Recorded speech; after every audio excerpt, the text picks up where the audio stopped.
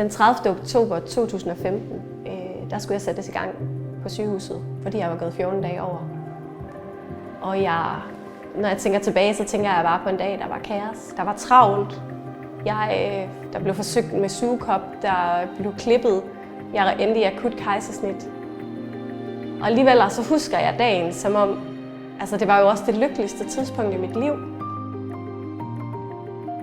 Jeg hedder Line, og til daglig er jeg privatpraktiserende fysioterapeut hos Pro Treatment i Viborg. Jeg stod tilbage dagen efter og skulle til en samtale på sygehuset, fordi jeg havde været igennem et voldsomt fødselsforløb. Jeg blev undersøgt, og så siger hun, prøv lige at knibe. Og så tænkte jeg kan overhovedet ikke magte noget.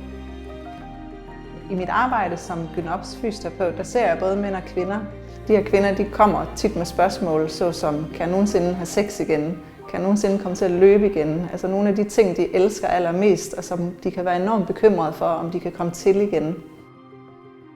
Det, der typisk fylder hos de kvinder, jeg ser, det er, at de efter fødslen har en krop og især et underliv, som de skal lære at kende på ny. De har måske været ved egen læge og fået konstateret, at de har en svag knibefunktion og har måske også en oplevelse af, at de ikke helt ved, hvor de skal starte med de her knibeøvelser. Og det kan jo være rigtig svært, hvis man måske ikke engang kan mærke sin bækkenbund. Jeg følte mig enormt alene. Dagene efter, der isolerede jeg mig, og det gjorde jeg faktisk i en længere periode, fordi det her med at stå tilbage lige pludselig har svært ved at holde på vandet. Jeg følte ikke, jeg kunne tage nogen steder. Jeg var enormt bange for at gå ud blandt andre, fordi hvad nu hvis jeg tissede i bukserne? Det er et rigtig vigtigt emne at have fokus på, fordi det er helt normalt forekommende. Vi ved, at halvdelen af alle dem, der har født, de har en nedsynkning i en eller anden grad. Næsten halvdelen af dem, der har født, de oplever problemer i forhold til at holde på vandet. Og det har enorm betydning for livskvaliteten. Det, at jeg har været igennem det her, det gør, at jeg som fysioterapeut i langt højere grad spørger ind til de her problematikker, som kvinderne oplever efter fødsel.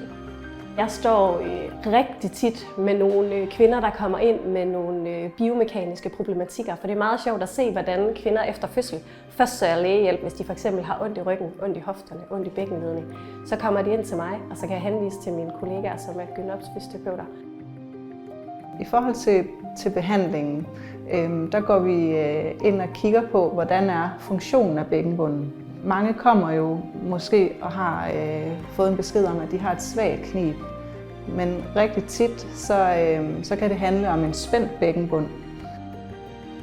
Det at få sin gamle krop igen, det tror jeg ikke, vi kan love nogen, fordi kroppen den er forandret.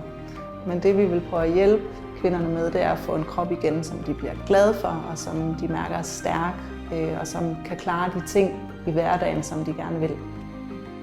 Jeg har efteruddannet mig som gynopsfysioterapeut, fordi dengang jeg fødte mit første barn, der følte jeg, at jeg stod med mit barn i den ene arm og mit underliv i den anden. Og jeg vidste ikke, hvor jeg skulle få hjælp. Det er vigtigt for mig at fortælle min egen historie, så andre kvinder, der sidder derude, søger den hjælp, som jeg aldrig fik.